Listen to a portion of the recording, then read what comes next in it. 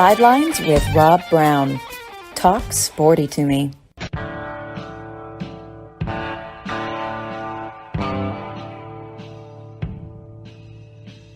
All right, welcome to Wednesday's college football and basketball talk about round table, blitz, whatever you want to call it. Rob Browne here with you for the next 2 hours as we are every Monday through Saturday. Listen live, www.sidelines.live. Follow us on Twitter at sidelines_live. Also 680thefan.com, the podcast park in Atlanta. If you don't hear us live, you can go there. And of course, you can sync us in on the www.sidelines.live in your car, truck, SUV, your boat, your plane. Hell, I got a lot of people that listen in the duck blind, in the pit, standing in flooded green timber. I'm going to come up with a great T-shirt, man. It says, damn right I'm a tree hugger. I'm hugging up against a good piece of good green timber with a shotgun in my hand, ducks coming in. I think I could make a fortune off of that. We're going to be talked in just a moment with Dudley Dawson, hawgville.net, about the Razorbacks, talking with guys on the floor here at Red River Ford Toyota. They are Razorbacks, and they're going, man, I'm just the perception is that all these guys are making all this money, and do they care as much as we care? And wow, people frustrated, but Razorbacks, they're 1-4 right now. They got a lot of talent, but it's young. We're going to talk with Dudley about that. Second segment, we'll be joined by Coach John Brady, former coach at Samford, LSU, and Arkansas State, talking about him, Final Four coach, college basketball. Connor O'Gara joins us in the top of hour number 2. Saturday Down South. Great content, as always, one of the great minds in college football. And in the fourth segment, we will head from Orlando with Connor up to Atlanta and talk with Tommy Kane, ACC report, checking in on ACC basketball. Different landscape now, year 2, Hubert Davis, year 1 in the post-Coach K era. But they did have 3 of the Elite 8 teams in the NCAA tournament last year. Arkansas was there too.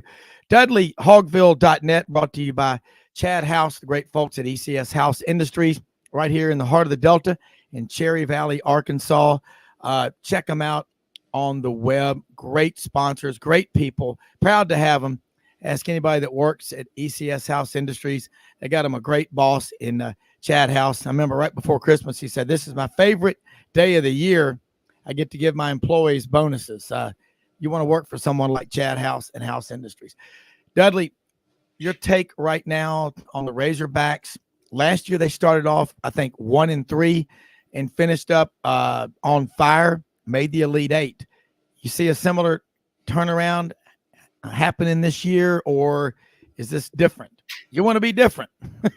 Well, I'd love to say for the fans that it's definitely going to happen, but 1-4 is tough. And I don't, it's not the Vanderbilt loss to me, even though they should have won that one. It's the LSU loss on the same night as the Liberty Bowl that I think they're going to look back on and really, lament because of the fact that, LSU just hasn't been very good since then. There were some calls down there at the end that Arkansas didn't get, but we're going to see. They certainly have a great coach who's got a track record of taking them to the Elite 8 the last 2 years, in similar situations. But the one thing about this is that there's just not the experience at the college basketball level that there has been on these previous teams. There's certainly Ricky Council, but losing Trevon Brazile and obviously Nick Smith not playing, until February, it looks like, is definitely hurting him. Yeah. What's the status, the story on Nick Smith? Nick Smith's dad says he's coming back in February. That's what I have heard all along. Certainly he said the knee injury came back probably a little early, tweaked it. I think that got everybody scared for his future. And he has been out in LA rehabbing and stuff, and I guess doing the virtual school or whatever they call it these days. The thing that we didn't have available back in the day. Yes. But it appears he's coming back. But until he does, and even when he does, he's missed so much time that chemistry will be a big deal. Obviously, I think that you see some of the same antics, I believe I'd call them, with this crew that you did during Coach Richardson's years. Yeah. Being tough, standing over people and all that. Man, people love that when you're winning. They don't when you're losing. Yeah. Well, college basketball, if you can get a bunch of guys playing defense like Nolan Richardson did, that 40 minutes of hell, that was 17 years. That was fun to watch. I mean, and they've named the court after him. I'm glad to see that. And he put Razorback. Of course, you had Eddie Sutton, and you've had a lot of that. Arkansas has a great tradition in basketball, and there's 6 new guys on this team. What was the recruiting class ranked? 1, 2, 3 that they brought in? It was in the top 3, consensus wise. There's 11 new guys. Yeah. Wow. I mean, anybody that knows anything about coaching and played on a team, you got 11 new faces. That is so difficult to try to blend those guys in. And I watched that game against Vanderbilt. There's, it's back and forth. Vanderbilt is getting better under Jerry Stackhouse, but the SEC, there's really nowhere to hide. When you take a team like Georgia that won, they were 1-17 last year, and now they're 13-4, 13-5. I played Kentucky a good game last night. But I think this league is, I don't know if it's as good as it was last year. But looking at something here coming across, but you look at a team like Georgia. Mike White comes in his first year. It's a change of venue, leaving Florida, where he was just struggling, and the questions were brought up every day. When's he going to be fired? Now he's got a new lease on life temporarily. It's not like Tom Crean left him a loaded, roster full of great players, but they're playing better. Eric Musselman, this is year 4 for the Fighting Musselmans, and he's been to 2 Elite Eights in a row. What is it about? I mean, I don't care how talented the players are. Look at Kentucky with all the one and dones they've brought in. What's the general chemistry that you get, the feel that you get when you're around these Razorback players? Well, here's the deal. When you lose, people say, oh, there's got to be chemistry issues. There's got to be problems and all that. Sometimes there's just not enough outside shooting, and they don't play disciplined in key moments. I think that's been the biggest thing here. These kids really love each other. That's something I can definitely say. They hang out a lot together. It's a close knit team. Just execution has not been there, and the outside shooting. I think if they had, a guy who was knocking down shots on a regular basis from the outside, then that would cure a lot of the ills that the program has. Big game for them tonight. Play at Missouri late at 8:00. Missouri has been really good at home, not so good on the road. Has some big wins. Obviously came and lost here in Arkansas. It seemed like last week, but I think it was a couple of weeks ago. So this is a big win for them. I mean, 1-4 is tough. 1-5, not good at all. But 2-4 would be better. And then you have a chance with Ole Miss coming here Saturday, and some games that would appear winnable if you can play well. Yeah, when you look at coaches like Kermit Davis at Ole Miss, they got their first win last night at South Carolina, and they needed it. And that's a team that has really struggled. Arkansas is going to go up. I think they're going to get the win tonight at Missouri. There's this team. They have flashes where they're really good, but I think they're going to give everything they've got tonight and play probably the best game they've played all year. And SEC basketball, we thought Tennessee and Alabama were in a class by themselves. Kentucky was down. But when we were talking last week about Kentucky basketball, it's the most experienced team John Calipari's had in a while. It's not 5 one-and-dones. Oscar Tshiebwe's back. There's talent on this team. I don't know how much they care, and I'm just saying this because it's true. You watch these guys, how much a loss affects them now that there's NIL. And I know players have always been getting bonuses and stuff. I'm not going to kid myself. But Tennessee the other day, number 5 in the country at home, the high noon game. They got beat, got outplayed and everything by Kentucky. They're still dangerous. They're still Kentucky. But the one team that's really pulling apart is Alabama. And now they've got some off the court nightmare they're having to deal with. You don't know how that's going to affect them, but I watched them last night on the road at Vandy. Brandon Miller out of Antioch, Tennessee, 2-time Tennessee Gatorade Player of the Year. This guy's incredible. This league top to bottom, everybody, to me now that Georgia's getting better, everybody in this league is committed to winning. Yes or no? Yeah, absolutely. I believe Alabama, as you said, is the clear, I think, top team in the league right now. I said that about Tennessee 2 weeks ago, put them in that same category, but Alabama has just handled their business from start to finish in non-conference. Nate Oates, the head coach of Alabama, made a big point, and I agreed with him last Wednesday after they beat Arkansas, and that they played such a tough non-conference schedule that they were ready from the jump in SEC play, whereas Arkansas past couple of years has not played as tough a non-conference schedule and has had to get tougher as the season's gone along. So I think that was a salient point that he made, and they are really good. What do you say about one of their players who I guess hadn't been playing very much, being charged with capital murder? Yeah. Yeah. I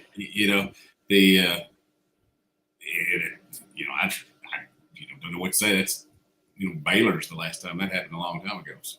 Yeah. Yeah. And it's something they're going to have to deal with. And I talked to people in Tuscaloosa yesterday. The guy's been arraigned, and Darius Miles, he's from Washington, D.C. And he'd been injured and was going to be sidelined for most of the rest of the year, but who knows what was going through his mind. But that's going to affect that team. It's going to be something. But I think this Alabama team, the standard for them is the 76 team that took Indiana to the max on that 38-0 Indiana National Championship team in 38. And they went 38-0 back in 1976. It's their best team since then. I don't see the weaknesses on there, but there are people that will. But back to Arkansas, this is year 4 for Eric Musselman. He's recruiting at an elite level. And you're right. You bring Nick Smith in February. Chemistry-wise, you've already got what you are. It's hard to do that. Now, some guys are better coming off the bench as a sixth man. But I got a lot of faith in Eric Musselman to figure it out. Let's switch gears and talk about some football. The portal, I still go back to the Liberty Bowl after the game when Sam Pittman was at midfield accepting the Liberty Bowl trophy. He focused on not who wasn't there, the 18 guys that went in the portal and 4 or 5 that said they were getting ready for the NFL. What the heck have they been doing the last 4 or 5 years? Getting ready for the NFL, getting ready for life. I love his response to that. He said, I'm focused on the guys that are here. Talk about this Razorback team that's in the winter workouts now, getting ready for spring practice, and we'll get more into it again after the break in a minute, but let's get started. What are the goals that Arkansas needs to accomplish so they can get into that double-digit win total? Well, the big thing right now is the portal recruiting. You've lost some in the portal, but you've gained 9. They've really picked it up at wide receiver. That's been a big point of emphasis, and I think they've come up really well. I mean, they may have the tallest wide receiver room next year, 6'7", 6'6", 6'4", 6'4", 6'3". That is. So KJ's not going to miss them. No. Out there. So, that's a big deal. But, still, I think they still like to add in another offensive lineman, a defensive lineman. There are a lot of spots still available. They started school the second semester yesterday, Tuesday. And so back into it, we'll see where they go from there. But it's been certainly a two-way street. People headed out the portal, people coming in. But I will kind of make a point of emphasis that while there's so many people left here, not all of them had spots left here. And, it's by mutual agreement, as they always say, when somebody else is telling you to go somewhere. I think that they're going to be better off in the secondary for sure. Well, I'm with you. I think what the portal has become is the new way to cover up you've been cut, and guys still get cut. You and I grew up in that area. You know, they put the roster up there. You didn't make it. What do? Well, you work harder and you keep fighting. And those are the lessons of life.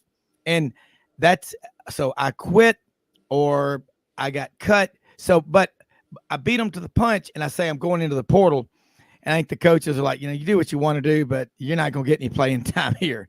I'd like to see the percentages of players that leave, that if they were honest, if we could get those numbers, they weren't going to ever play there anyway, or they were cut, or they just quit, but they didn't want to sound like a quitter, although I wonder if any of them even care. But these numbers in the portal, there's a lot going on there. And I think with this new ruling by the NCAA that you can transfer that one time immediately. All right. You made a bad choice. Okay. But the second time they're going to put some teeth in there. Let's see if they hold them to it, because everybody's been coming up with all these excuses. Okay. You got to be like my professor in economics, Dr. Saba at Auburn. He said, you have 5 excused absences this quarter. You can only have so many relatives die or whatever. He said, I'll give you 5. If it's beyond that, we'll talk. Just like he used to. I think that the people that transfer a lot of times because they're not used to having to compete for playing time. They were the biggest, the fastest, the strongest in their league at their school, and they never learned how to compete. That's why growing up in a big family with 3, 4, 5, 6 kids, you got to fight just to eat. We'll be right back. Dudley Dawson, hogville.net.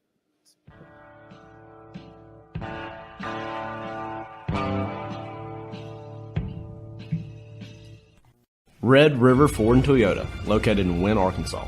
If you're in the market for a new or used car, truck, or SUV, call, go online, or drop by and see them.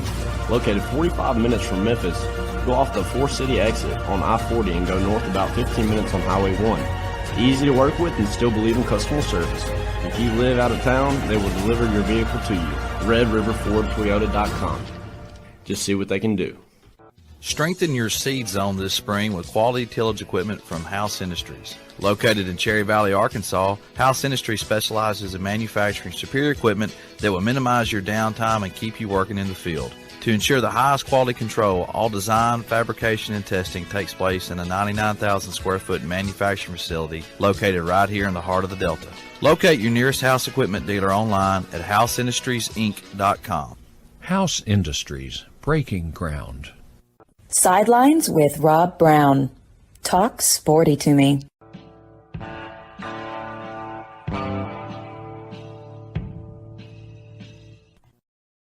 You go back to October 15th, 2018, when the transfer portal became the law of the land, and there have been thousands of student athletes go into the portal. Again, I wish the NCAA, I don't know if they have those numbers. Maybe the respective universities, colleges across the country have them, but I'd love to see the number of players that transferred one time and caught on somewhere else, and then the ones that transferred 2, 3, and 4 times. I think Joey Gatewood, former quarterback out of Bertram Trail High School, St. Augustine, who signed with Auburn, then went to Kentucky, then went to Central Florida. He's in the portal again. I mean, you're not going to 3 and 4 times. Keep fighting, keep believing in yourself. But I'd love to see those numbers. JT Daniels is the poster child for the transfer portals. Yeah, you know what JT stands for, don't you? Just sticking around. No, just transferred. Yeah. I mean, that he is. Where is he going now? Somewhere in Texas, I believe. I'll have to double check. Maybe it's SMU. I don't know. I'll have to look that up. But it's not a big time school like he was at. Yeah. Well, Southern Cal, Georgia, West Virginia, and now to maybe SMU. I'm wondering if we have anybody that has transferred and done the Grand Slam. In turkey hunting, that's an Eastern turkey, which we have around here. The Osceola turkey down in Florida, the Merriam's turkey out west, the Rio Grande turkey, obviously down in Texas on the Rio Grande, And then you get the there's another one, the Gould's turkey, which more in Mexico, but the Grand Slam is when you shoot all 4 of them. I'm waiting for somebody to hit the Grand Slam in the portal that goes to every one school in each of the Power 5 conferences. Do we have that yet? Yeah, it's got to be coming. And one of the things we talk about, everybody gets into the portal, and it certainly has been good for a lot of kids. But I think I saw last year where 33% of the kids that got into the portal did not find new homes, gave up football, moved on, and just went to school. That tells you a lot, I think, when you look at those numbers that that it's not necessarily a thing that that is a great decision for everybody. You had a scholarship, and now you don't have anything. By the way, it is Rice where JT Daniels is going. Wow, he is going to be a Rice Owl. After being at West Virginia, after being in Georgia, and Southern Cal, and he came out as a 5-star quarterback. And again, I don't know the kid, but he's an example of a lot of these kids. Let's be honest, they're just kind of whisked along to the front of the line by mommy and daddy their whole life because they were bigger, faster, and stronger, or the family donated money for the new football field or the new football workout building, and the kid never had to compete. Okay. And you find out how tough you are when you got to do it on your own. And that's where the portal is where it's all coming out. But I think too, 7-on-7 camps, Dudley, where's the emphasis on linemen? It's about skill players.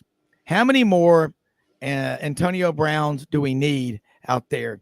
Odell Beckham Jr.'s, even Terrell Owens.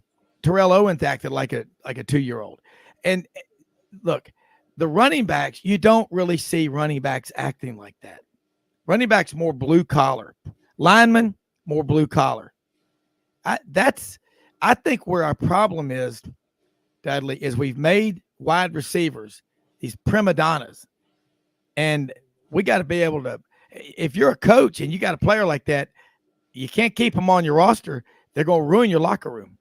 Yeah, I totally agree. Now, I was so excited to get here that I came out 2 weeks early.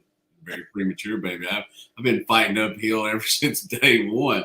So I don't know that the mentality of your parents being able to hand money over and get you a spot and playing travel ball and all those kind of things. I do think that, again, when I get on here, sometimes I sound like you kids get out of my yard, but there was a commitment back then that to hard work that's just not there anymore. It's where can I go that I can have a better chance to play without competing as hard?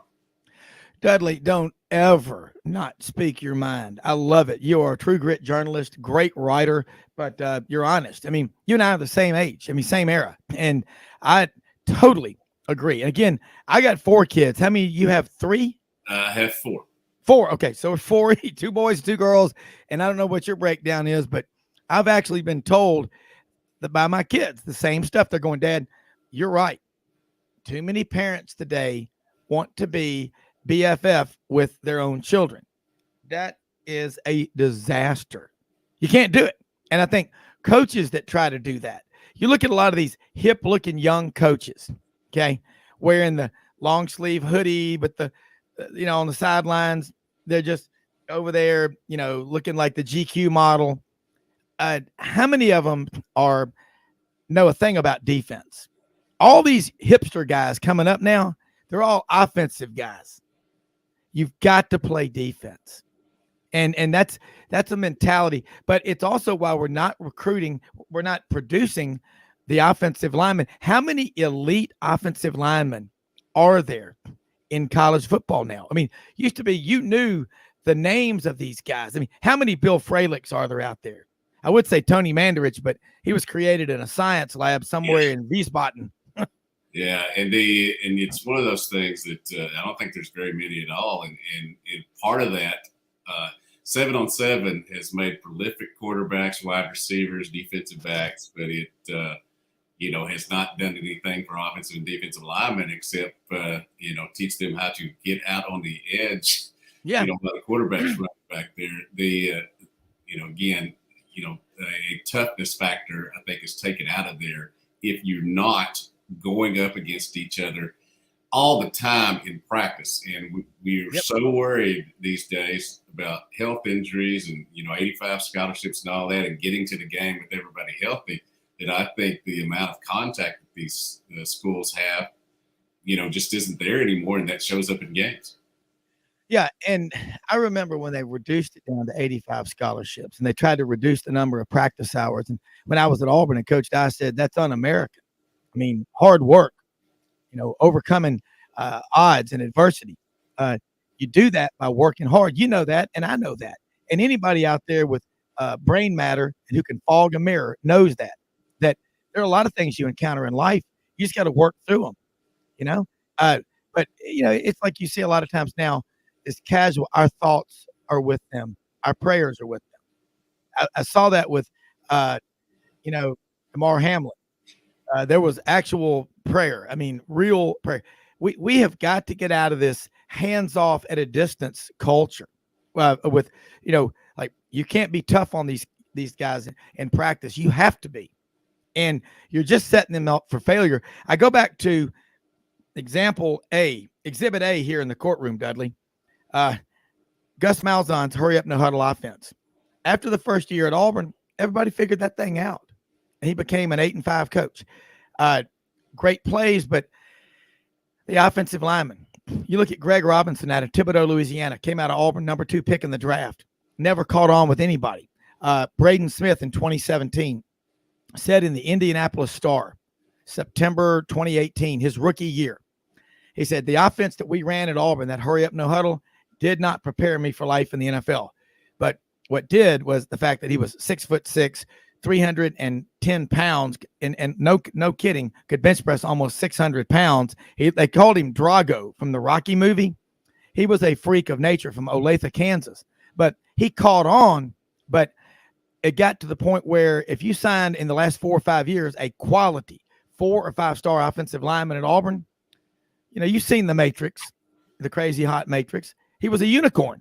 And now Hugh Freeze, in less than a month, has gone out and signed more quality offensive linemen than Auburn has in the last 5 years. But that's what it did to Auburn. Then you look at Sam Pittman at Arkansas. Look at the quality of the offensive line that he has. He can take just about anybody and put them into his process, and they're going to be successful. Yeah, and certainly going 7-6, I almost say 6-6, going 7-6 with the bowl win, and we talked about how that was a big win simply because you're either known as a losing team or a winning team. You didn't win as much as you wanted to, but I think the big key in coaches these days, and everybody worries about the transfer portal, but you still have to have discipline in the program, one way or the other. You still got to. Like they said about the Newport's coach Bill Ogier, who was my basketball coach, treated you the same whether you were Charles Ballantyne scoring 30 points or me scoring 8 and getting plenty of assists. The thing is, you've got to have players that respect you. Now, they might not like you at times, but that's the way it's supposed to be. I mean, I think my kids love me, but at times they haven't liked me because of decisions I've made that was better for their future. And that's what has to happen in college football these days as well. Yeah. Well, my kids don't like me. They love me. But I don't think that we're friends. I mean, they're my kids, and that's my job as a parent, as a man, is to be the leader. And their mom, no question, that you got to have that too. But I think what's going on is you're going to see a big shift, and I think the portal is going to peter out to where it becomes just a smaller issue, because that the second transfer thing, guys are going to start thinking, man, you better get this one right if you move. And they'll start thinking, maybe I should stick it out. Maybe I should read the story about Stetson Bennett the fourth. Maybe I should read the story about Brandon Burlsworth, who I think, in my opinion, Stetson Bennett the fourth is more proud of winning the Burlsworth Award than he is, or he's like envious of not winning the Heisman. Wouldn't you agree? Oh, absolutely. And, the kid who really got it back going when he was here to play the Arkansas game, Sam Pittman's first game, has certainly, I love the jokes about him and Joe Burrow being the same age. Yeah. Yeah. Well, I'll just say this. Dudley, Coach John Brady's on here right now, and I know we'd love to have you stay on because we're going to do some serious basketball talk, and maybe just ask the doctor what's going on with your team, because he's the color analyst on the LSU Basketball Network. But say this, Coach, we've been talking about Arkansas, and Dudley is with Hogville.net, has been writing for 36 years covering the Razorbacks, and he's from Newport, Arkansas. You probably know it from your 8 years over there in Jonesboro, about 8,000 people. We have one of our duck hole spots over there, one of the cleanest towns around. But what are your thoughts on this SEC basketball and Arkansas right now with this young Arkansas team? Well, I would say just off the top of my head, I think the Arkansas team has been a little bit overrated with what they've done. What they've actually done. I think they're athletic. The problem is, like several SEC teams, in my opinion, don't score the ball very well. Tennessee at home couldn't get 60 against Kentucky, but then last night they explode for a few baskets because they made some threes. Tennessee was 3 for 21 at home from the 3-point line against Kentucky, and can't get 60. So the inconsistency of the scoring in the league baffles me a little bit. I see teams shooting a lot of threes that can't make them, and I don't understand. They can say analytics or whatever they go by, but I go by what I see and what's actually happening. I had a great player at LSU named Ronald Dupree, and one night he went 1 for 12 and he missed 8 consecutive shots. So I called a timeout and said, Ron, look, don't shoot another one outside 6 feet. He said, Coach, I'm open. I said, really? There's a reason. There's a reason you're open. Don't shoot it. And so, I think there's and I think Arkansas, if they don't get baskets in transition, if they don't turn you over and they can't win the free throw line or get a few offensive rebounds, and you make them play in the half court like LSU did when they came to Baton Rouge, our only SEC win, I think that's how you beat them. That's why if they can't win at home, I think they're going to have a lot of difficulty winning on the road. Yeah, Dudley? I certainly agree. The 3-point shooting, it's just, appalls me that when it's a 1-on-4 break, and this is whether it's in the NBA, college or high school, 1-on-4 break, that they think that the best thing is to take a 3-pointer while they're open instead of allowing your teammates to come down and set up the ball, pass it inside, and moving around. But these days, analytics tell them that they're supposed to do this. Yeah. I don't know. There's not many coaches. We play Auburn tonight in Baton Rouge, and Auburn's another team. I don't know in today's coaching world if this comes out of a coach's mouth. Hey, that's a bad shot. Don't take that shot anymore. Let's get a better shot. I don't know if they do that anymore because I see several teams taking poor choice of shots, particularly from the 3-point line.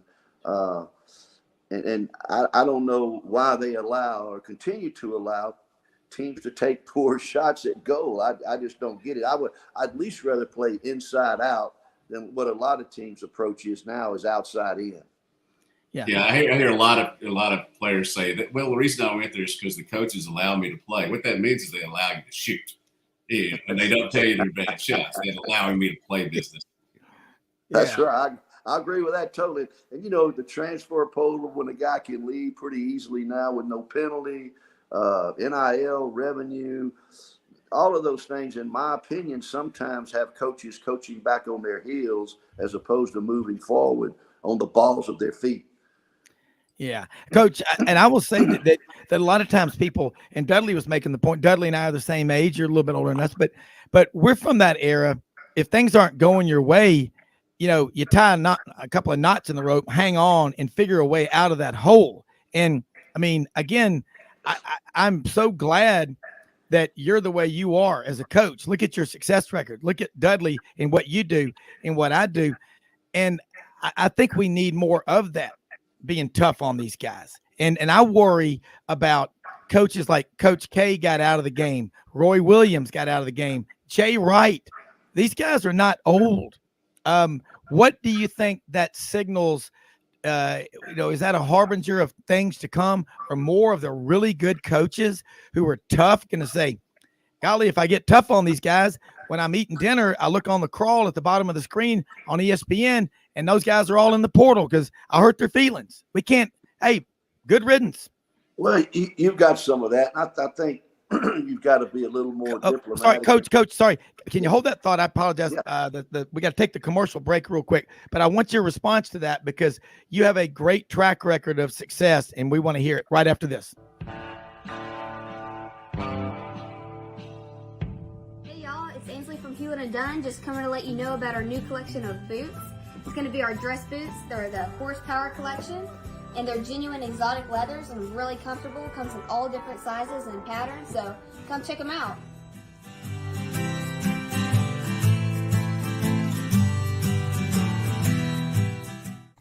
Red River Ford and Toyota, located in Wynne, Arkansas. If you're in the market for a new or used car, truck, or SUV, call, go online, or drop by and see them. Located 45 minutes from Memphis, go off the 4-city exit on I-40 and go north about 15 minutes on Highway 1. Easy to work with and still believe in customer service. If you live out of town, they will deliver your vehicle to you. RedRiverFordToyota.com. Just see what they can do. Strengthen your seed zone this spring with quality tillage equipment from House Industries. Located in Cherry Valley, Arkansas, House Industries specializes in manufacturing superior equipment that will minimize your downtime and keep you working in the field. To ensure the highest quality control, all design, fabrication, and testing takes place in a 99,000 square foot manufacturing facility located right here in the heart of the Delta. Locate your nearest House equipment dealer online at houseindustriesinc.com. House Industries, breaking ground. Sidelines with Rob Browne. Talk sporty to me.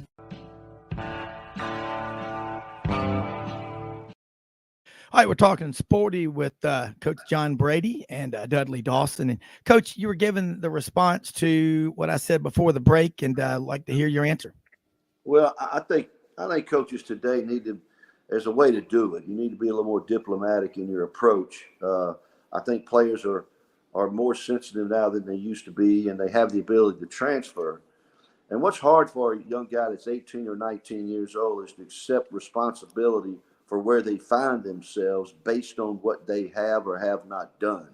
And it's hard for them to face that, particularly when they have outside influences telling them it's really not their fault, that the coach doesn't know what he's doing. And I think that sets up a stage where they can transfer. But I think I think most of the great players that I've ever been around, they want to be coached. They accept responsibility, what they have done or have not done, and that's where they find themselves. And they want direction into how they can get better.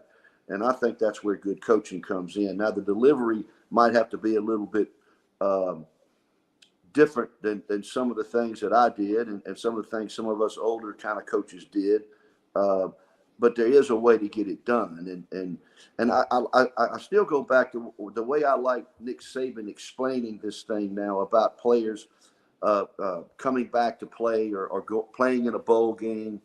You know, the whole object of what they're trying to do is get to the next level or win games. But if you don't create value for yourself while you're in that particular program and do everything you can to get better and take coaching, sometimes direct coaching, as Nick Saban can apply, and you don't create that value, how are you going to get drafted where you want to get drafted if you don't do that every single day? So I like the approach. You put it on the player. He's creating value for himself by how he responds to adversity, how hard he works, all of those things that, to me, today, there's still no compromise in some areas of winning. There's still some basics you have to do. And the creation of value by the way the player conducts himself, I think, is a good selling point in today's coaching world. And Rob, one of the things that comes to mind for me, and I certainly agree with him here, is that these days you have a player and a lawyer, an agent, and a coach. You used to, when you were doing an interview, you could go talk to the coach, the sports information director. If you wanted to have them come do a promotional appearance, you could talk to those people. Now, I host a players show at a local comedy club here, and what they do when we're trying to get it set up, you have to talk to the lawyer, make sure everything's picked off. You have to talk to the agent, make sure he gets as much money as that kid wants to have to make an appearance. Those things are factoring in now, and it takes away from you shooting 3-point shots. It takes away from you working on layups. It takes away from the old mid-range game, which seems to be disappearing. And I think that's part of why the play maybe is not as good as it used to be. Oh, I don't think there's any doubt. Coach, I love your approach and what you just said. My wife's over here going, he's exactly right. You got to add value. I read something from Nick Saban last year. He said, what we try to tell these kids for 4 or 5 years, the entire time they're here at Alabama, and you can say that for any school, when the NFL scouts, the GMs, the owners, the coaches come in here, there are 2 conversations we have. And I want you to kind of expand on this, if you would. There's the and conversation, like Dudley Dawson is a great kid. He's 30 minutes early for practice every day. He does a lot of work in the community. He holds the door open for ladies. He's a yes, ma'am, no, ma'am, yes sir, no, sir type of kid, and just absolutely a great teammate. Things go wrong, he gets tougher. Or there's the conversation of Dudley's a really talented athlete. He came in here with a lot of stuff, but he's always late for practice, and he doesn't like to work around other people. He doesn't like to share time, but we think he can get better. You don't want to have that last one, do you? Well, I think what those players, and I'm sure they do, and I'm hoping the people that advise these players who want to play in the NBA, one of the first calls are going to be to the head coach of that particular sport. I don't know of any draft that I had when I had 7 guys at one time all playing in the NBA, several years ago. But all the people that wanted to draft him called me, and certainly I would give them an evaluation of what I thought and how they reacted around me in different situations. So the head coach of that particular sport is still going to have an influence on maybe not drafting a young man, but where they draft him, as opposed to a, lottery pick, late first round, second round. And I think the player needs to understand that. And hopefully the people that advise him understand that as well. So, I mean, that's the truth. And so, how these young guys react. But I think if they would sell the push that Saban says about creating value for themselves, that covers a whole lot of things. When a person is thinking about getting drafted, what position in the draft that he's going to get drafted at, which really in turn explains how much money he's going to make. And we've talked about this. This NIL thing really blows my mind a little bit, and I never have been able to put my arm around it. But it's here, and looks like it's here to stay. And the coaches today that deal with it and are successful with it, more power to them. Well, Coach, and Dudley, I want you to, I know you have another question, but one other thing. You're starting to see some breaks in the dam, some leaks. Wealthy people will only invest so many times into something with no rate of, return on investment. And I think you're already seeing it. I mean, that Texas A&M was a nightmare last year. 30 of those guys are already in the portal, that number 1 recruiting class. Put an asterisk by that because it's not there, most of it anymore. I think NIL, it's like anything, but I'm all for people making money. I'm a capitalist, but Coach, I'll just say this. You weren't making the kind of money that you did at the height of your career when you were a 25-year-old basketball coach. I mean, and they say, well, the coaches make this kind of money. Well, go back to when they started, what they were making. They did not, no one called them up. It's just like in the bond business. I don't ever have a trade where someone says, hey, Rob, I've got 4 of my golf buddies here at the club. Why don't you put a couple of million for each one of them and an extra point in there for yourself? It doesn't work that way.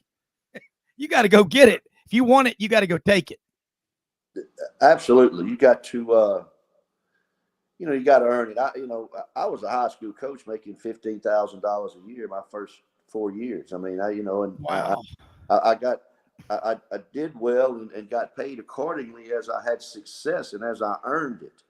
I agree with you. I've never been a fan of giving someone something when they haven't earned it or showed responsibility to handle it. So, it's just a different world. And where the NBA is a player's game and a player's league, the college game used to be a coach's league as opposed to a player's league. Now with the NIL, the transferring, it's become more of a player's league now than it ever was, much more like the NBA than the college game, I think, was intended to be. Absolutely agree. Dudley?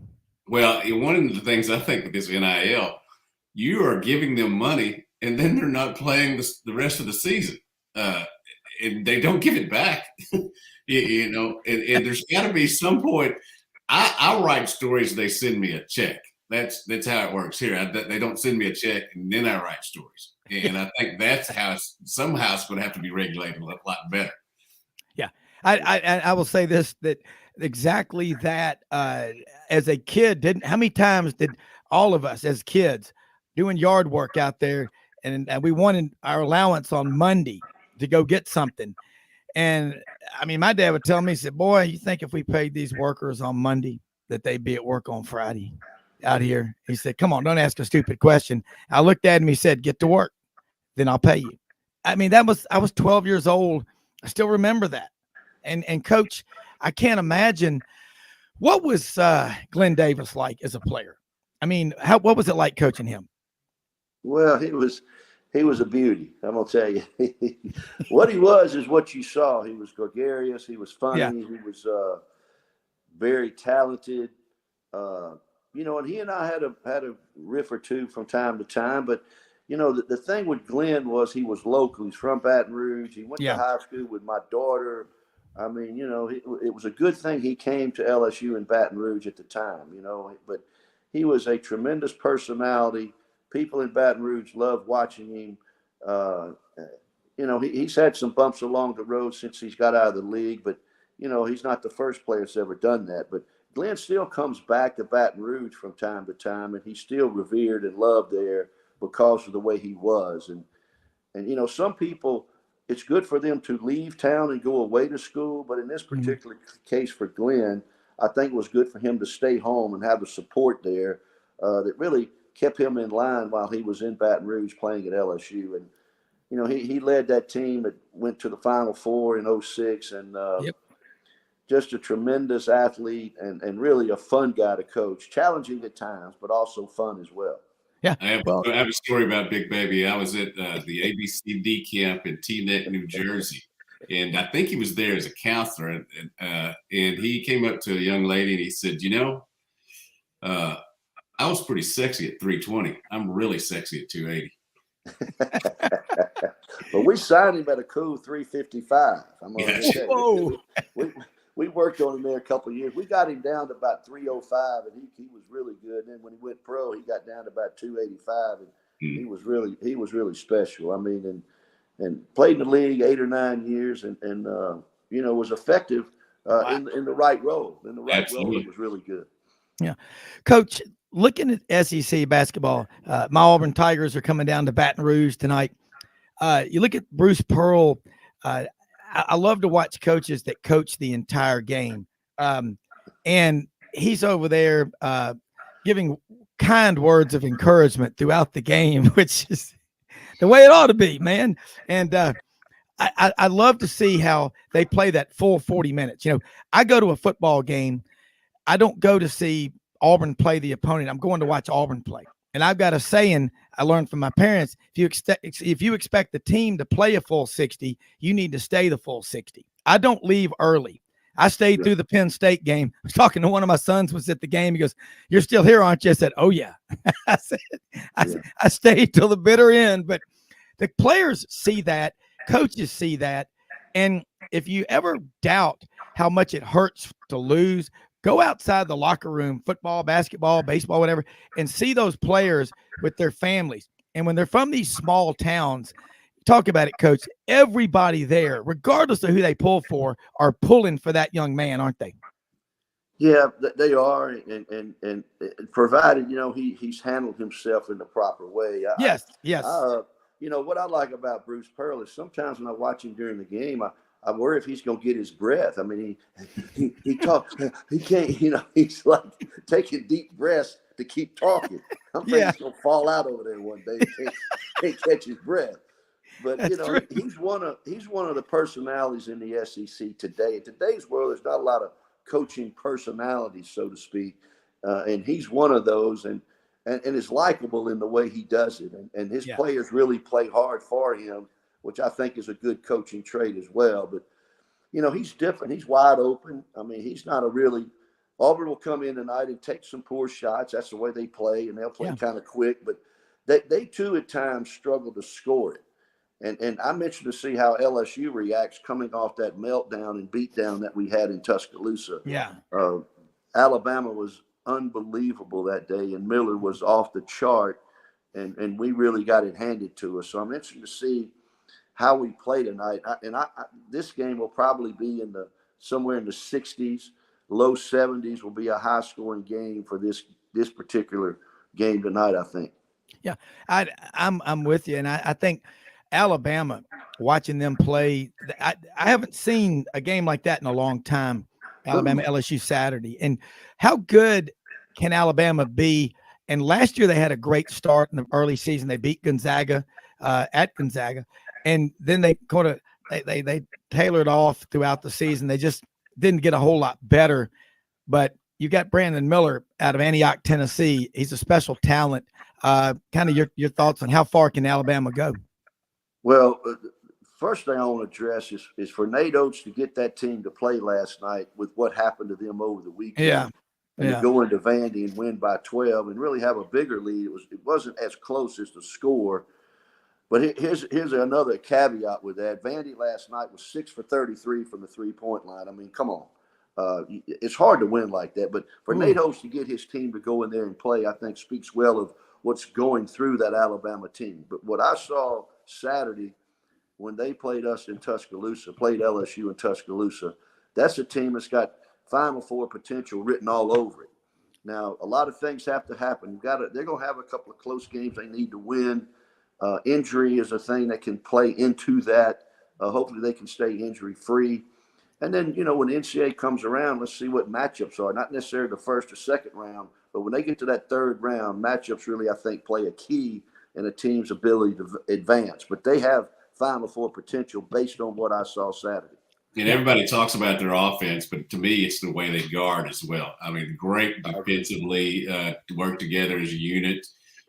So, I mean, that's why I think they've got the Final Four potential, and really the ability to win it is because they play on both ends of the floor. Well, there's two things that I asked Nate Oates after the game the other day. I said, do you coach shooting? He says, no, I recruit shooters.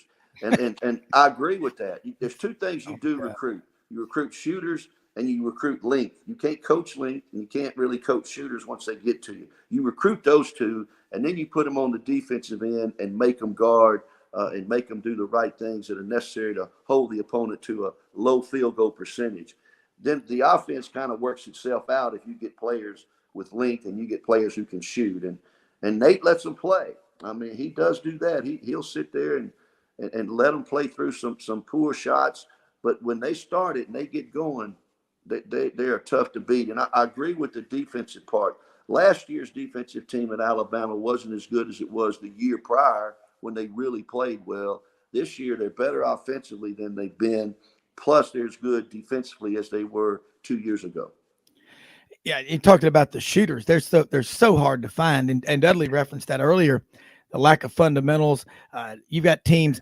I will never forget watching Memphis against Kansas back in 2008 in the Final Four of the national championship game, up by 9 with 2 minutes left, could not hit free throws and lost the game. Mr. Chalmers the player ended up eventually coming and playing for the Memphis Grizzlies. So we got to relive that nightmare a lot. But we come back just a few more minutes after the break. I want to close out with both of y'all. A couple of more questions. I know Dudley has one for you, but we've got Coach John Brady, Dudley Dawson, hogville.net. Sidelines will be with you again right after this quick commercial message.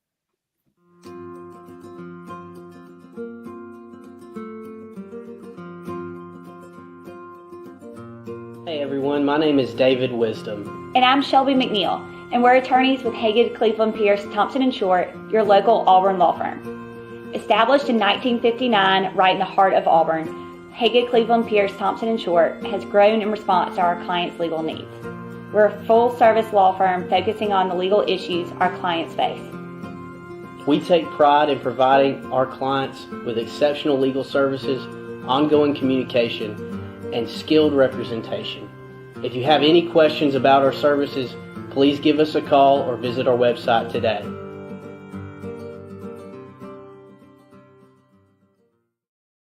Okay, Dudley Dawson, I know we got time for another question with Coach John Brady here, so let's go. Well, I watched Kentucky the last few games. It's been interesting. What I was going to ask you, I know that coaches get so into the ball game, but have you ever seen anybody go out on the court as far as Coach Calipari did last night, trying to coach? I mean, he was out there getting almost to the lane. Cal's kind of the reputation. He kind of does what he wants over there. I don't know. I like him now. Some people are critical of him from time to time, but I really think what you see is what you get. And you ask him a question, he's going to tell you. The thing the other night with the young lady that asked him a question, and he wanted to say what he wanted to say, and he kind of put his hand on her shoulders, and he's caught some flack for that. But he just wanted to get his point across because he only had a short segment there, 15 seconds to get in and out, and he wanted to lay it, because some of those questions a coach is asked coming off the floor are really kind of generic and really kind of, I don't know, not very intellectual in terms of what the game's about. So, but here's the SEC now. I was going to say the SEC is nuts, and it really is. You got South Carolina rolls into Lexington and wins big, and 05 Ole Miss goes to South Carolina last night and beats them. I have no explanation for that. I just think the SEC is a nutty league. The bottom beats the top sometimes, and then you have all kind of things within the middle. So it's interesting to see how that affects how many teams get into the NCAA tournament based on situations like that occur throughout the league. Yeah. Dudley, listen, let people know we got to wrap up. And again, thank you so much for being on here with us. Let people know how they can follow you. And Coach Brady, love having you on. Look forward to doing this again next week. Love your take on college basketball. And I think the takeaway from the day is, the NBA is a players league. College used to be a coaches league. Now it's coming the other way. Let's do everything we can to make it back to a coaches league. And your wisdom and insight are priceless. So thank you. And Dudley, let them know, how they can follow you, Dudley. Hogville.net is the message board where we cover all of Arkansas sports and a lot of the SEC as well. And then my Twitter handle is @DeadSports. Social media is the bane of my existence sometimes, but it also can be used wisely. I'm like you, Coach Dudley. Now we keep it all on sports, no politics. That's what we do. That's who we are. Why alienate half your listeners? Exactly right. Hey, Coach, have a great week down there in Baton Rouge. And I know I want my Tigers to win tonight, but my dad was 3 weeks away from walking onto the LSU football team before he went to Auburn. And so I've always listened on WWL 870 to LSU. And you do a great job on the radio. Check him out tonight, Dudley, if you get a chance on the LSU Basketball Network. Coach John Brady and Dudley Dawson, two of the best. Y'all have a great week, and thanks for your time. Appreciate it, guys. Thank you. All right. You betty. I tell you what, man, I love getting in the insight of people that coaches and all that are, they've lived it and they breathe it and they're there every day. You want to get into the mind of one of the great writers, Saturday Down South, Connor O'Gara down in Orlando. And Connor is tip of the spear. Saturday Down South does content all over the country. Connor's main footprint, I guess I'd say, is in the South.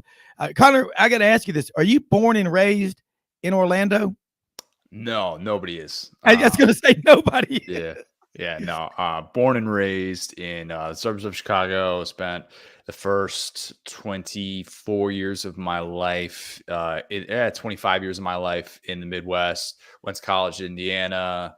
Also worked out in central Nebraska. Covered some Nebraska football while I was out there, and then moved down to Orlando in 2015. So yeah, Midwesterner at heart, but definitely an adopted Florida man, whatever you want to call it. Oh, you're Irish. I mean, I'm Scotch-Irish Catholic. I mean, you can't get any better. So, are you from Naperville or where are you from around Chicago? In Chicago, Buffalo Grove. So if you've seen one Chicago suburb, you've seen them all. That's what I always say to people. Similar. It's right by Schaumburg. If you've ever heard of that, that's usually the one. Naperville or Schaumburg is the one that everybody's heard of, and then I'll just say like, oh yeah, I'm like 20 minutes from Schaumburg. Yeah, I've got my friend TK down here. Is from Oak Park, lives up there in Chicago. But I'll say this: Brock Kreitz, a friend of mine, is a linebacker at Ole Miss. 93 to 97. First year, Billy Brewer. Next year, Joe Lee Dunn with no socks. 95, 6, and 7, Tommy Tuberville. Brock is famous for, along with Walker Jones, Ole Miss linebacker, in the 96 Georgia Ole Miss game in Athens, ran down Hines Ward from behind. That's his claim to fame. But his real claim to fame, I worked with him for 5 years at Morgan Keegan. He said, Bobby, you can have you a couple of road sodas this weekend at the Auburn game. I said, road soda? He goes, cold beer? That's what they call it up in Naperville. Have you ever heard that term used before? No, and we don't say soda in the Midwest, so we say pop. So that's especially foreign to me. Yeah, he called it a road soda. All right, let's talk some college football. And again, love having you on here and appreciate your time. We talked last week about Clemson and Florida State and Miami, what's going on down there. And then you look into the SEC with Georgia and Florida and Tennessee, those three schools, and then South Carolina. South Carolina ends up 8-4 in the regular season, wins 2 games at the end of the season, 63-38 over Tennessee, where they scored on 9 of 10 possessions, touchdowns. I have not seen a dominant performance like that in memory. And then they beat Clemson at Death Valley a week later, 31-30. What's the ceiling for this South Carolina program? Spurrier took them 11 wins in a row in 2011, 12, and 13. Can they go higher? I actually don't think that Spurrier's success, while recent, is a fair barometer for South Carolina's upside. And here's why. The East is in such a different place right now than where it was at 10 years ago. And I mean that because the two big power players in the East, you look back at where Florida was post-Urban, where Georgia was kind of in the midst of this will they, won't they with Mark Richt. And he wasn't recruiting talent, obviously, at the level that Kirby's at. He wasn't winning at the level that Kirby's at. So it's so hard to sit here and pretend like, oh, and then, by the way, Tennessee was, of course, in shambles post-Philip Fulmer era. So it's hard to look at those factors and immediately say like, oh, well, South Carolina can do this, this, and this because we saw it happen with Spurrier, who, for my mind count, is easily the best coach in South Carolina football history. But I do think that you can say South Carolina might end up having more upside if, of course, they capitalize on this window right now. This is their time to go to a New Year's Six Bowl and change that narrative about them. And the first way that you do something like that, and the first way that you convince everybody that you can do something like that, is you win a game that you're not supposed to on the road. You do so on a national stage. What did they just do? They went to Clemson. They went to Death Valley. They handed them their first home loss in 6 years. These are the types of things that you need to do to get over that proverbial hump and break through whatever we think your ceiling is. I think South Carolina is on its way to doing that. I don't think their ceiling is just simply, oh, they'll be like, that 10-2 team or something like that. I think that we could be looking at a situation 2-3 years from now that we say their ceiling is higher. And maybe they do have that potential frisky in the East type of upside where they can win the East and get to an SEC championship game. I don't think that's out of the realm of possibility with what we've seen so far from Shane Beamer. And that being said, Clemson seems like the last couple of years they've gone backwards. They're winning 10 and 11 games. They won the ACC this year, but then they were dominated by Tennessee 28-14 in the bowl game. Is it Dabo's refusal to embrace the portal, embrace NIL. He likes his culture, likes to do things the way he does. But then, of course, you lost Brent Venables and you lost Tony Elliott to Virginia. And then he just got rid of Brandon Streeter, his offensive coordinator. But they seem like they're going through some transition. But he's bringing in Garrett Riley as offensive coordinator. And I want your thoughts on all that. Yeah, if Dabo had just said after another year in which, let's be honest, Clemson didn't live up to expectations, you can say on the surface that's a good season for a college football team to win double-digit games. But you would say by the Clemson standard, that was a disappointing year. If Dabo had just once again said, we're going to keep it in-house, everything we need is right here, I would have said, you know what, this is bad. This is a really frustrating development for a program that has shown, we're just talking about upside with South Carolina. It has shown it has that upside. And that's probably the other thing I should have mentioned with the South Carolina upside is where exactly Clemson was at 10 years ago versus where they're at now. But right now, South Carolina obviously feels like it has an upper hand against Clemson. And I think that going out there and getting Garrett Riley was a huge step for Dabo Swinney.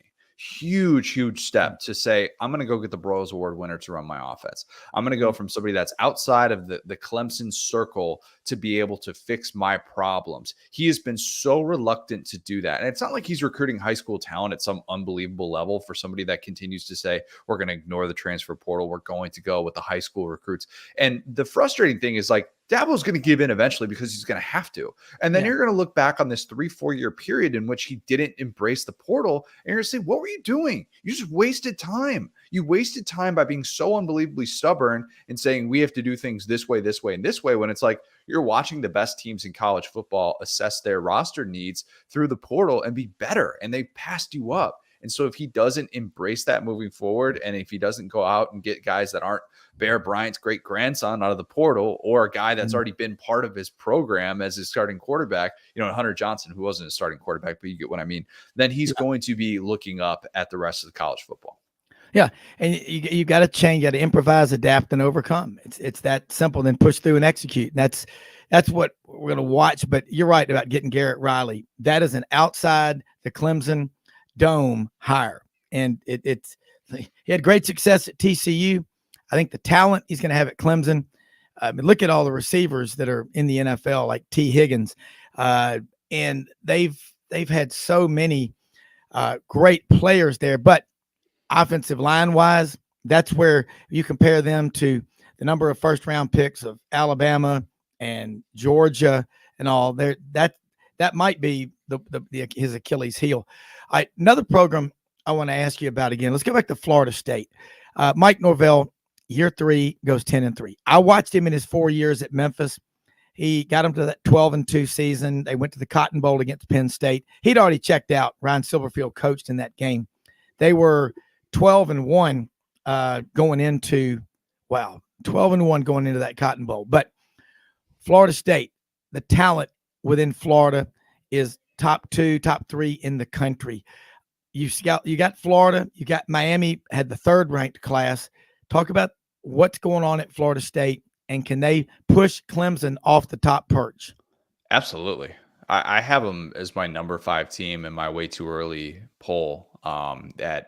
Look, I mean, say what you want about that, and a lot of times we look at late season results and we assume that's automatically going to carry over. There's no guarantee of that. I mean, for all we know, they're going to show up in that opener that'll be played in Orlando against LSU and against an LSU team that understands how to use Harold Perkins now. They'll spy Jordan Travis and they'll get after him, and we'll be saying, wow, Florida State's not on that level of LSU. There's a possibility that happens, but I'm high on Florida State because I think Mike Norvell weathered the storm really, really well with this team. And when you lose a few of those close games and people are kind of talking about the hot seat, it's a very easy time to splinter.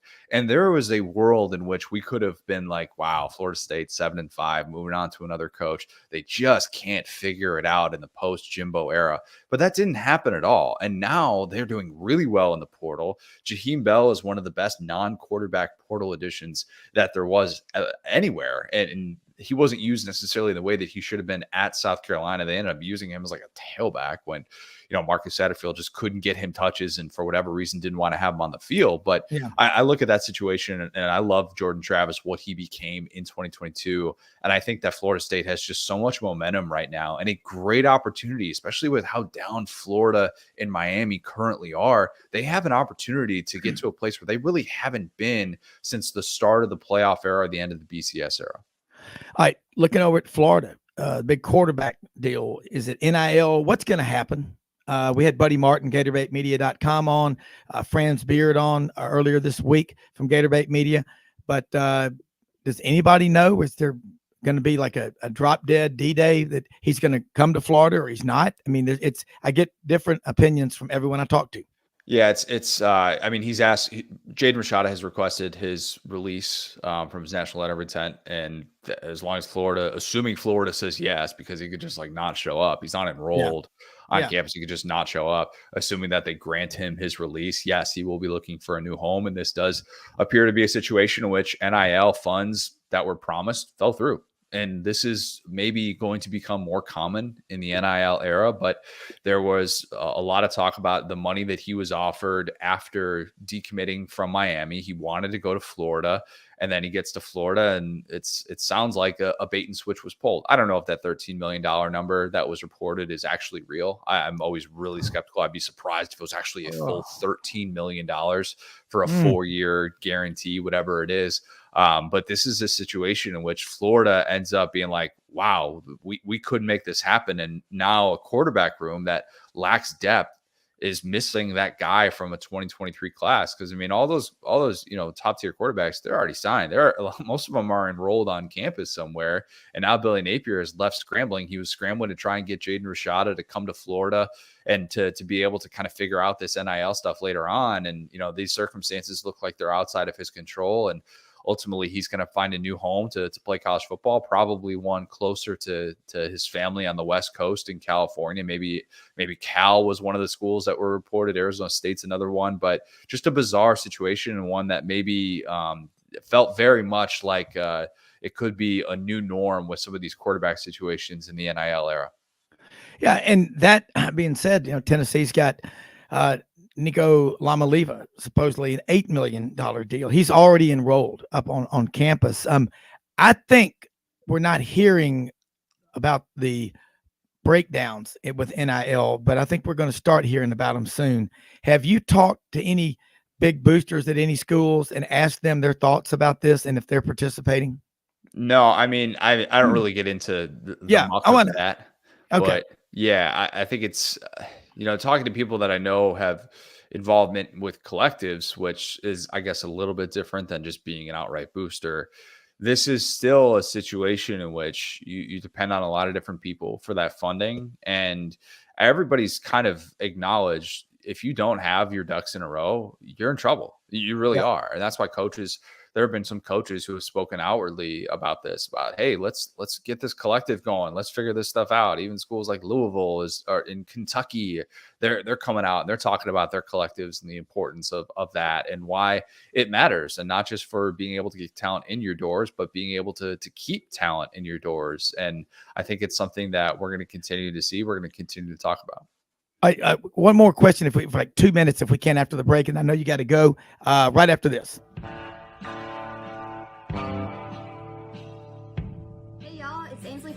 Done, just coming to let you know about our new collection of boots.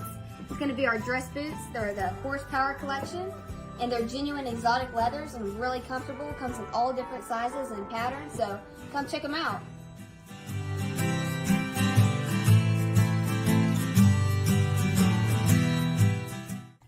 Red River Ford and Toyota, located in Wynne, Arkansas. If you're in the market for a new or used car, truck, or SUV, call, go online, or drop by and see them. Located 45 minutes from Memphis, go off the 4 City exit on I-40 and go north about 15 minutes on Highway 1. Easy to work with and still believe in customer service. If you live out of town, they will deliver your vehicle to you. RedRiverFordToyota.com. Just see what they can do. Strengthen your seed zone this spring with quality tillage equipment from House Industries. Located in Cherry Valley, Arkansas, House Industries specializes in manufacturing superior equipment that will minimize your downtime and keep you working in the field. To ensure the highest quality control, all design, fabrication, and testing takes place in a 99,000 square foot manufacturing facility located right here in the heart of the Delta. Locate your nearest House Equipment dealer online at houseindustriesinc.com. House Industries, breaking ground. Sidelines with Rob Browne. Talk sporty to me.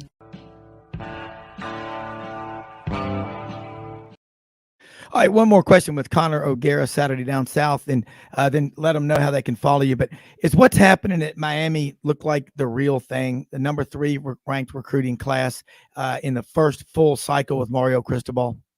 No, you can't say it's a real thing after a 5-7 season. You just can't. I still need to see Mario Cristobal actually be one of the best coaches in college football before I say Miami can be anywhere close to back. And I think it's unrealistic to look at things that have happened in the 20th century and early in the 21st century and assume that that's automatically the upside for a program. I think the landscape of recruiting has changed so much with how many different schools recruit in the state of Florida because of how much more money they spend on recruiting. And so to assume that Miami can get back to those levels, in my opinion, is unrealistic, even though they were about 10 years late spending on their football program. And it took Kirk Herbstreit going on College Game Day saying that they need to be spending in order for them to get the kick in the pants that they needed. So I don't necessarily believe that Mario Cristobal, based on what we've seen so far, not just with him in year 1 at Miami, but him including, his time in Oregon, lends us to believe that Miami is automatically on its way back and they're going to be, sitting pretty just because they signed a great recruiting class. We've seen programs like Texas that have really struggled with that as well, where you sign top 5 classes, or A&M as well, sign top 5 classes, and it doesn't necessarily equate to wins. Yeah, I agree with you. I think they're looking out of the rearview mirror. They better be looking forward. And this is a different world where you've got Central Florida, South Florida, Florida Atlantic, Florida International. They're pulling enough players away where it can hurt them. But the proof is in years 2, 3, and 4 with Mario Cristobal. Yeah, is he an elite coach? I don't know. I don't believe it yet. Let people know, Connor, how they can follow you. And as always, we appreciate you taking time to join us. It means the world to us. We learn a lot every time you're on. Yeah, appreciate that. We have a lot of great stuff dropping on the Saturday Down South podcast. Follow us wherever you get your podcasts, iTunes, SoundCloud, Spotify, wherever. SaturdayDownSouth.com, I always say, is a great one-stop shop for any college sports fan. Bookmark it, waste an afternoon. Nobody gets anything done in the first few weeks of January anyways, so bookmark it, and I promise you'll be a more informed college sports fan. It is time well spent, not a waste at all. I'm going to be looking at it this afternoon, man. Have a great week. Appreciate it. You too. All right. That is Connor O'Gara, Saturday Down South. And I will recommend checking them out because they've got content covering the South and the footprints of all the conferences around the country, coast to coast and everywhere in between, in the heartland of America. I'm going to say this about Miami. 10 years. I mean, I think they're way more than 10 years behind on the spending. Miami's facilities are, if you look at them and you compare them to Florida, the SEC schools, they're almost third world. Now, they do have a big trial lawyer, Rujas, that's funding a lot of the NIL. And I don't know what he's given, but they're supposedly going to spend $100 million on a football-only facility at Miami. Yeah, I know from 1983 to 2001, they won 5 national championships. That last one in the Rose Bowl when they beat Nebraska, Larry Coker was the coach. Things just fell apart. Not fell apart, but they went downhill in terms of what they had been doing. I think in that 18-year span, they played for the national championship at Miami 9 times. But look what happens when your in-state rival stubs their toe, is laying on their back in the hospital.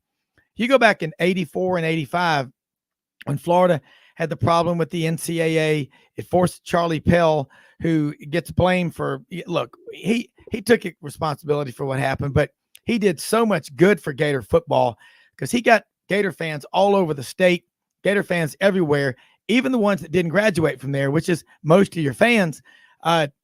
Embrace the orange and blue, put on your Gator orange and be proud. And he got Ben Hill Griffin involved in fundraising and donating a lot of money. They did so much at Florida. But they got in trouble in the mid 80s, and that allowed Florida State to sneak in and get a lot of big time recruits that were likely heading to Florida from 87 to 2000 we all know about that 14-year run. Florida State never finished outside the top 4 in college football, and they won a couple of national championships in 93 and 99. All right, let's head over to Atlanta. Native of Wilmington, North Carolina, walk-on NC State Wolfpack. This is why we love college sports, folks. You're a manager. You're working out with the team. You're going to school. You're doing all the little things. And then the night before a game against Duke, the coach throws you a jersey. It's almost like a Coke commercial with Mean Joe Green. He throws the kid a steal. You're aging yourself, Rob. You're aging yourself with that Mean Joe Green. That's right. But North Texas State, Mean Green, said, you're playing tomorrow. And you were ready for the moment. You were prepared for the task because you'd worked your ass off to get there. And you knew when you got out on that court what to do. It's guys like you that end up being coaches in reality, Tommy, because nothing, when you compare it to the 4- and 5-star recruits out there, nothing came easy to you. You had to earn every second or minute of playing time you ever got. But love having you on here, your perspective, and got to get you on every week talking some ACC basketball. We had Coach John Brady on, who coached at Samford and LSU and Arkansas State right before this. I should have had you on there with Dudley, Dawson, and I. We could have had a hell of a round table. We'll do that next week. He does the color on the LSU radio broadcast, and they host my Auburn Tigers tonight. But let's talk about ACC basketball. Last year went back and forth about who's got the best teams. It's still the ACC. I mean, as much as the SEC football, in the slogan, it just means more. In the ACC basketball, it just means even more. And you had 3 of the Elite 8 teams last year: Duke, North Carolina, and Miami. Let's talk about ACC basketball. A lot of changes. No more Coach K. Year 2 of Hubert Davis. No more Roy Williams. Where do they stand and where are they going? Yeah, it's interesting. I was, I went to the Georgia Tech NC State game here in Atlanta last night, watched the Wolfpack take down the Yellow Jackets. And, the ACC, Rob, right now is just a little bit of when's the last time you saw Clemson up top of the ACC, right? Before they Long lost time. last night. Yeah, right. And football, yeah, every year. Basketball, not so much. And then you see them, they lost a tough one to Wake Forest last night, but Wake Forest is a good club too. But it's not. You don't look at the standings. You don't see Duke, Carolina, Florida State. The top, the 3 or 4 of the guys have been there kind of throughout the year, every year in the mix, no matter what. I mean, Duke and North Carolina both not in the top 25 right now. I mean, that happened last year, at the beginning of last year for a little bit too. Obviously, it changed as the year went on.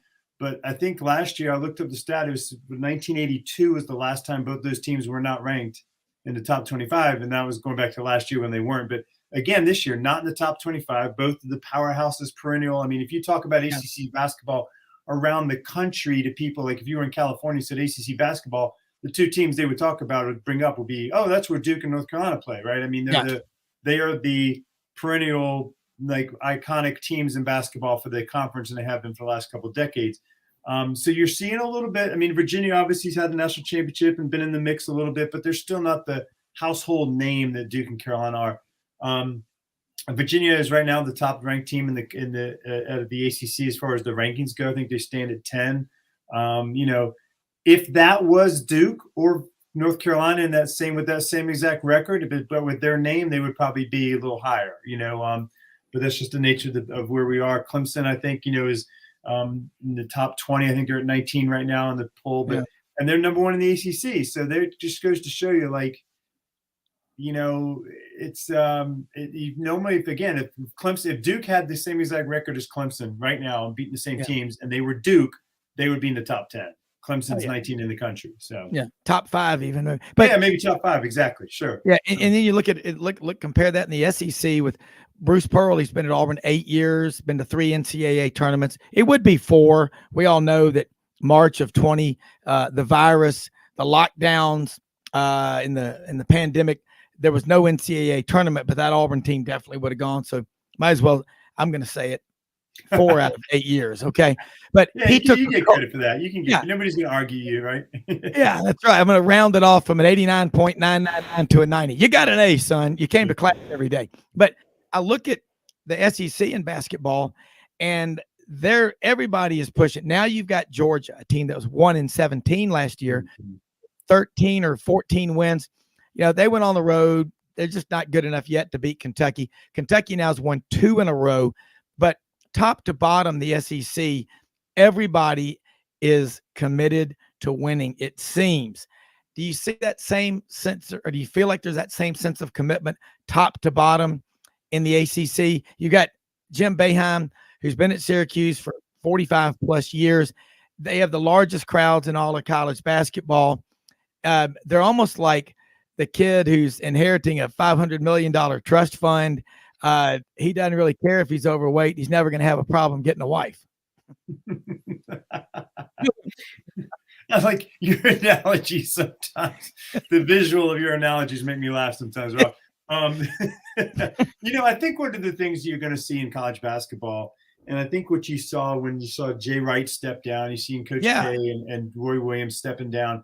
I think the dynamics of college basketball and what the coaches are having to put up with the transfer portal and the NIL deals or whatever, I think you're just starting to see the old school coaches, Jim Boeheims of the world, kind of just like, okay, this is a little too much for me. Like, you know, you and I've talked about this before on the show, and yeah. I'm an old school purist. I want to see kids come in school and be freshmen and work their butt off, and by the time they're a junior, maybe have a chance to go to the NBA, and if not, stay the 4th year and play. I mean, that's what I would love to see. I went to go watch the state Georgia Tech game last night. I mean, I've watched the state play a couple of times this week, and they're my team, but I still couldn't tell you like half the guys where they came from. Yeah, like I had to look them up. I was like, where did he play a couple of years ago? And because I mean, most of them. One of our kids, Jocko Joyner, is one of our best, is the second leading scorer on the team. He played at 3 different schools. He was at Cal State Bakersfield for 2 years, and he went to Ole Miss for 2 years, and now he's at NC State. I mean, how do I keep up with that as a fan? And I think it's, you know, it's hard enough as a fan, but think about us for coaching and trying to, you know, recruit. I mean, do you even recruit high school kids anymore? Why not just go into the transfer portal every year and get a guy that's got 1 or 2 years under his belt? Like, what's a freshman? I mean, there's that thought process, like, why recruit all the high school kids to get a freshman in there if he's only going to be there for a year and maybe try to go pro or maybe transfer after 1 year? So go get a bunch of kids that have played a couple of years and have 1 year of eligibility left and let them come in and see what happens. I mean, so I think that's what to go back to your question, I think that's what you're seeing with Jim Boeheim and people like that, is just like, man, this is too much. It was hard enough to recruit high school kids. Now I got to recruit my own kids to stay in my program. That's crazy. That's just not the way it should be. I'm with you. And again, we talked about this with Coach John Brady.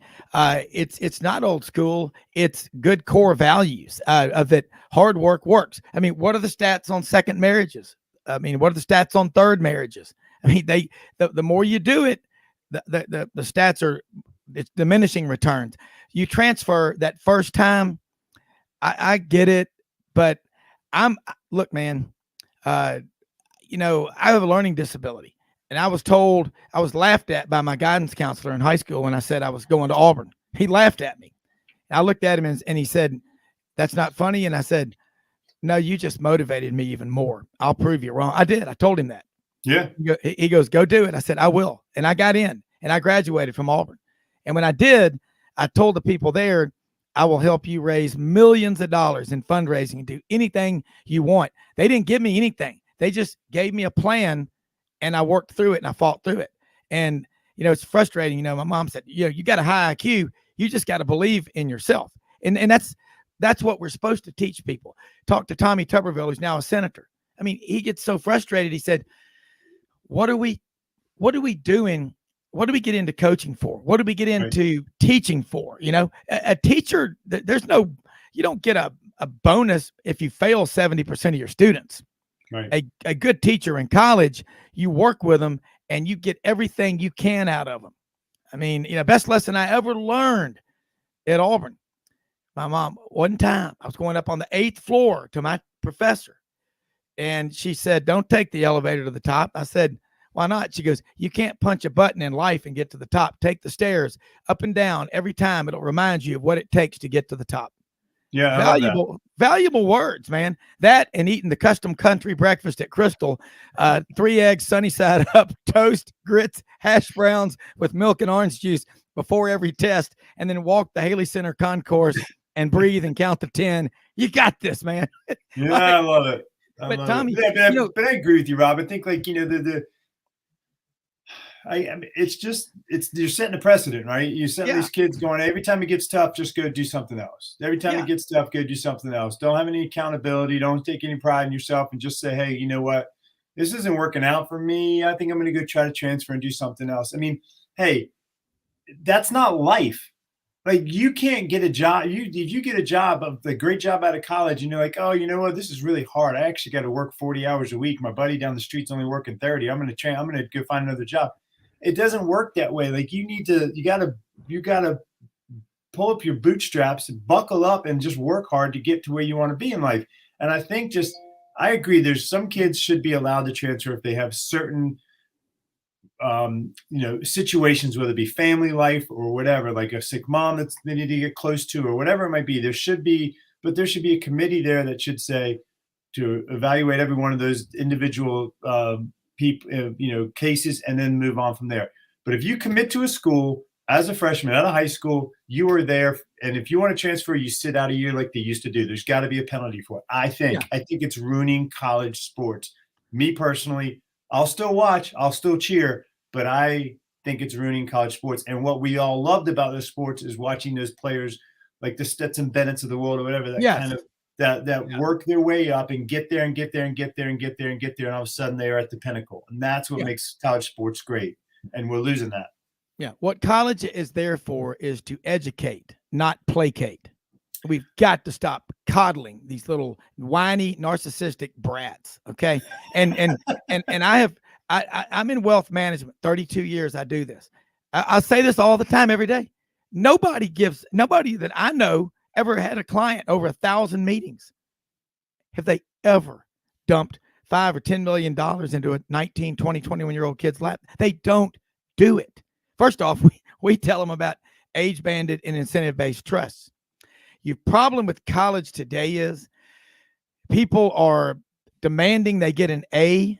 Hey, man, anything worth having in life is worth fighting for and working for. I mean, what in the world, how can you coach if you have to worry as a coach? We're going into the break. We're going to come back for the next segment with you, Tommy. But if you've got to worry about, if I put my foot on this kid and push him too hard, I'll be eating dinner tonight and look on the crawl on ESPN and he's gone. He's in the portal. Well, you know what? That's sad. But ask yourself this as a parent, and you've got children. I've got 4. I would never in a million years tell my kid to quit or transfer just because something was too tough. I'd say, hey, my best advice to you is figure it out. We're going to figure it out right after this quick break with Tommy Kane on Sidelines.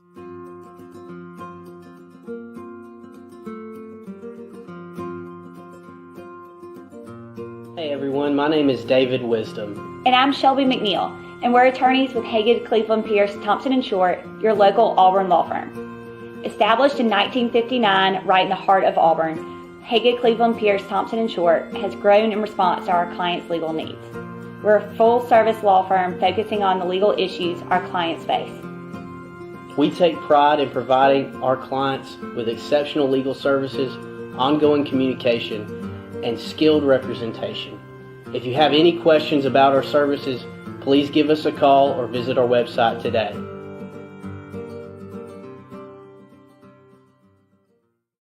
Yeah, Tommy, I don't think a day goes by that we don't see something about, kids demanding that they're given an A because it's not fair. I mean, life isn't fair. Some people are born tall and great athletes. Some people are born mid-sized. Some people are short and fat. And have buck teeth. I mean, and a damn thing you can do about it. Well, go to the dentist, I would recommend. But the point is, life is about overcoming adversity. And I love the pregame speech. Kevin Steele, former Auburn defensive coordinator, in the locker room before an Auburn game, I would say a big game, they're all big, was saying, everybody talks about the adversity we got playing on the road tonight. He goes, hell, we are their adversity. He goes, let's kick, you know what I'm saying? Yeah. We remember the coaches that put their, that committed to us. John Brady, who went to the Final Four, in 2006 with LSU. We talked about now the whiny little narrative that we hear is, well, these coaches are making all this money. These kids ought to make all this money.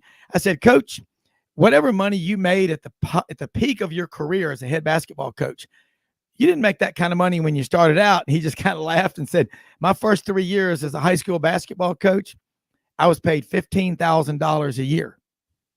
Okay. So put that in perspective. Yeah.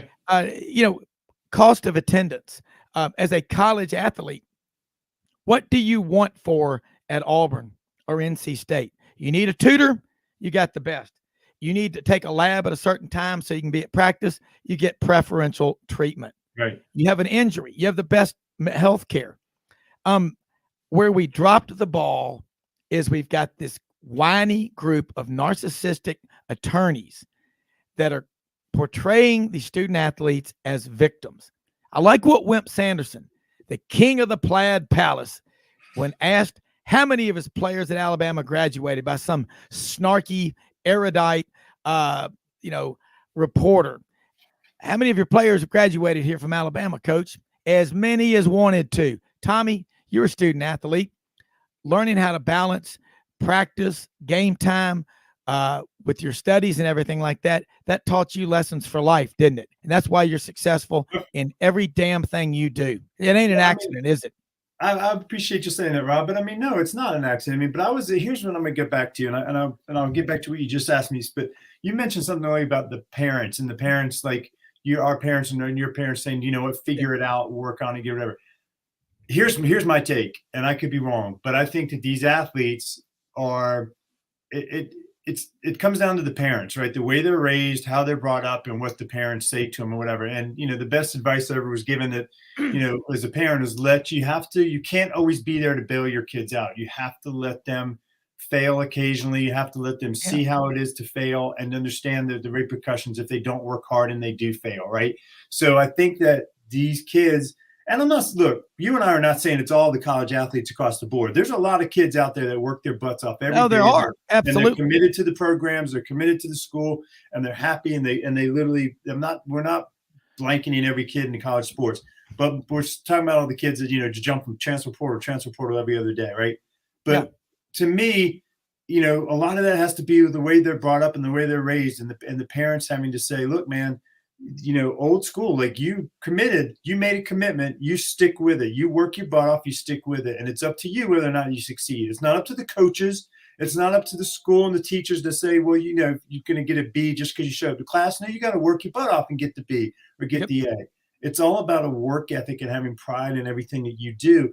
And it's the hardest thing, I think, right now in the generation that we're seeing is there's too many outlets. There's too many, oh, it's getting hard, let me go do something else. Oh, it's getting hard, let me take that test again, and I'll take it again and again until I get an A so I can pass. No, it's do it right the first time or don't do it at all and work your butt off. And that's just, I think that's what's missing in college sports these days. And going back to what you're talking about the salaries and stuff like that, Coach K's first salary at Duke, you got $40,000 a year. As his first year he ever coached at Duke. 2 years later, he was about to get fired, and he literally went into I'm sure you know the story, but he literally went into they were losing seasons, and he went into the athletic director's office, and he thought for sure he was going to get 100% fired. And the athletic director said, Mike said, there's everybody's calling for your head, and this is before the internet, obviously, and all the social media, whatever it could be. But he knew it, that he was, and he said, but I believe in you, Mike, and I want you to sign this. And he slid over what Coach K thought was going to be his termination letter was an extended on his contract. You don't think that he didn't see something in him about his work ethic and what he was committed to doing? And then, that AD basically should be in the Hall of Fame. I forget his name off the top of my head, but my God, what a decision he made to extend that Coach K. And then look what, and the rest is history. The greatest college coach, or maybe the greatest coach of all time in all sports.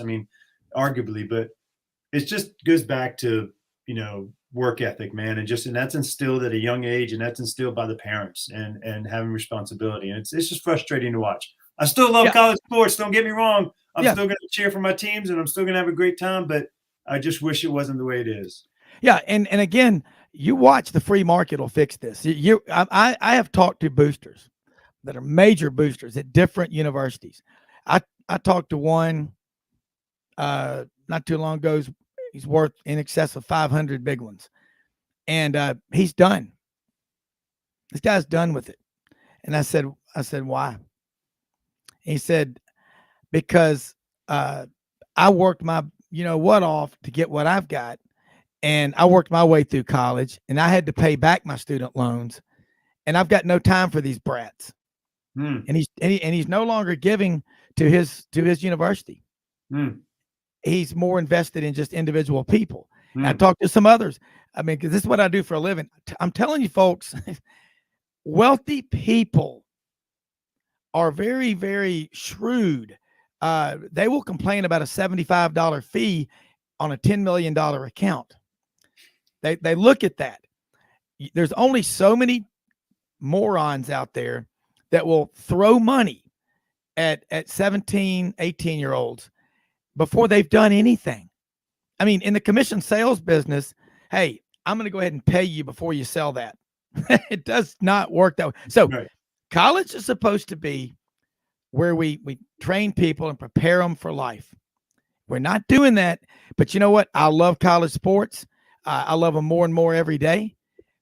But I also believe that I had an Arkansas fan here at the dealership say before the game, he said, hey, the fans ought to start boycotting and walking out of the games. And I said, well, we've been talking about on this show for the last year and a half.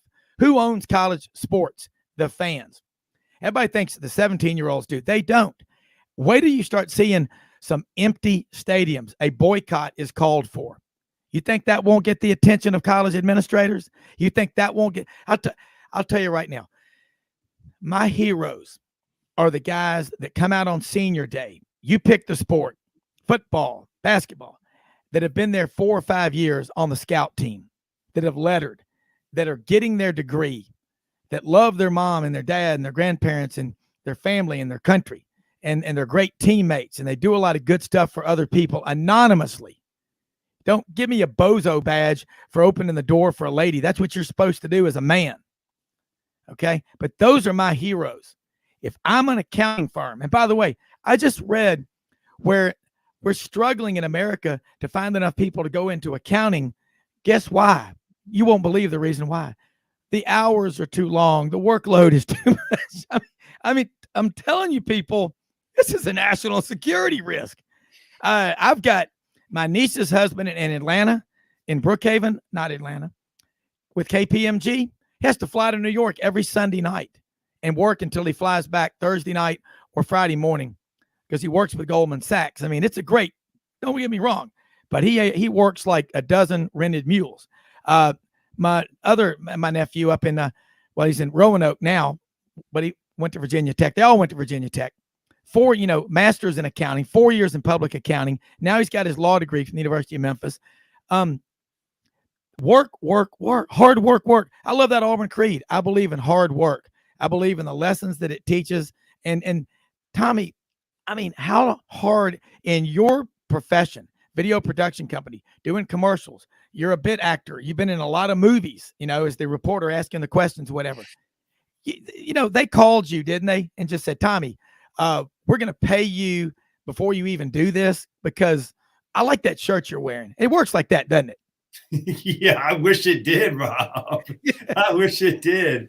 It's a piece of advice I got a long time ago when I first started my career is that nobody's going to walk up to you with a golden egg in their hand and say, hey, you're a nice guy. Here's the golden egg. I mean, that's just not going to happen. It's just not. Right. And it's, but that's what it was instilled in me as a young man. My father, who's passed away, lost him a couple of years ago, but he just worked his butt off. That was his ethic. Yeah. That was his work ethic. And he taught us that as young kids. He taught my brother and I and my sisters about, we were in the yard working every Saturday, cutting the grass, digging ditches, or doing whatever he had to do. He taught us about the value of hard work and not to finish until the job is done right. And I didn't know any different. So when I go into work, and that's when when I had the opportunity at NC State, when everything that happened there with the walk on, it was an opportunity. And I was like, I'm going to give it everything I got to see if I have a chance to, and if I make the team, I'm going to be ready. And it was very much a blessing and the right time at the right place and the right place at the right time. And, a little bit of luck, but I was able to walk on and realize a childhood dream. But it's something that I take with in my job and my career every day. I don't know anything different.